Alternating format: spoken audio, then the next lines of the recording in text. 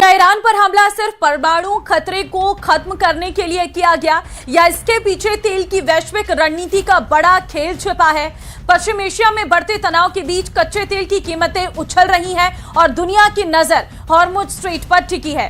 ऐसे में सवाल उठ रहा है कि क्या इस पूरे संकट से सबसे अधिक फायदा वेनेजुएला के तेल को मिल सकता है और क्या यही ट्रंप की बड़ी रणनीति का हिस्सा है? ये रिपोर्ट देखिए।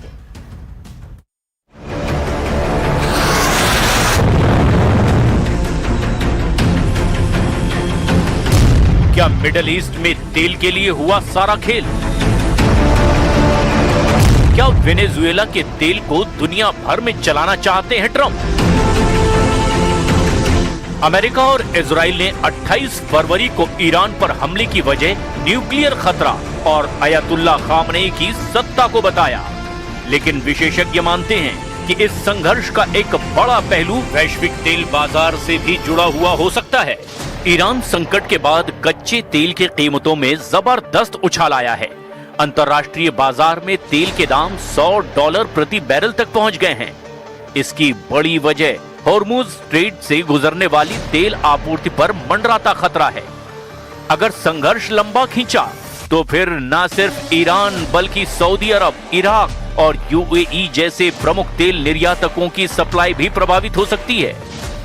But the attack on Venezuela and what they are doing there afterwards, and the attack on Iran has an impact on oil prices immediately, of course. But again, what I'm trying to say is that they have a political agenda.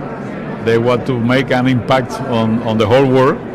And if you have a link between the two situations, probably is economically speaking, is oil. क्या Iran पर Trump के अचानक हमले के पीछे सिर्फ nuclear खतरा था या फिर इसके पीछे वैश्विक तेल राजनीति का एक बड़ा खेल छिपा था? माना जा रहा है कि पश्चिम एशिया में तनाव बढ़ा करके अमेरिका दुनिया के तेल बाजार को अपने हिसाब से मोड़ना चाहता है और उसकी इस रणनीति में वेनेजुएला का तेल अहम भूमिका निभा सकता है। विशेषज्ञों का भी मानना है कि अमेरिका वेनेजुएला के तेल को फिर से वैश्विक बाजार में मजबूत बनाने की कोशिश कर सकता है। हाल के सालों में अमेरिका ने वेनेजुएला पर लगे तेल प्रतिबंधों में सीमित ढील भी दी है, जिससे कुछ कंपनियों को वहां उत्पादन की अनुमति भी मिली है। ईरान पर हमले की टाइमिंग भी कई सवाल खड़े करती है। जनवरी में ही अमेरिका ने क्षेत्र में अपने युद्धपोतों की तैनाती बढ़ा दी थी और इसके बाद तनाव लगातार बढ़ता चला जा रहा था। इसी बीच अमेरिका में वेनेजुएला से कच्चे तेल का आयात भी बढ़कर के 1 साल के उच्चतम स्तर पर पहुंच गया है। विशेषज्ञों का मानना है कि अगर पश्चिम एशिया में अस्थिरता बढ़ती है और हॉर्मुज स्ट्रेट से तेल सप्लाई प्रभावित होती है तो वेनेजुएला जैसे वैकल्पिक स्रोतों की मांग तेज हो सकती है।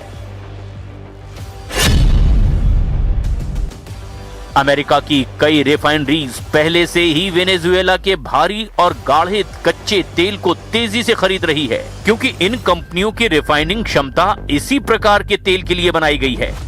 अमेरिका रोजाना करीब 41 लाख बैरल तेल नीदरलैंड्स, दक्षिण कोरिया और भारत जैसे देशों को निर्यात कर रहा है। ऐसे में अगर ईरान के साथ युद्ध लंबा चलता है और हॉर्मुज स्ट्रेट से तेल सप्लाई प्रभावित होती है तो दुनिया को दूसरे तेल स्रोतों की जरूरत पड़ेगी। ऐसी स्थिति में वेनेजुएला के तेल की मांग अमेरिका और भारत जैसे देशों में बढ़ सकती है।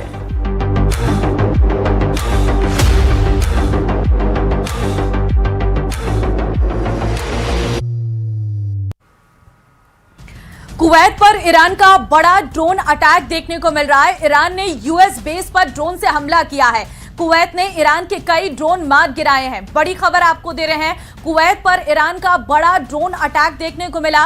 ईरान ने यूएस बेस पर ड्रोन से हमला किया है। कुवैत ने ईरान के कई ड्रोन इस दौरान मार भी गिराए हैं। तो देखिए, जितने भी यूएस बेस हैं उन पर ईरान का ये सीधे ड्रोन हमला देखने को मिल रहा है। अब ऐसे में कुवैत में भी जो यूएस का बेस है वहां पर ईरान ने कई ड्रोन हमले किए हैं और इस दौरान कुवैत ने भी इन हमलों पर सीधे तौर पर जवाब दिया है। तस्वीरें आपके सामने हैं, ये ड्रोन से जो हमले हुए हैं उसके बाद की तबाही की तस्वीरें सामने आ रही हैं।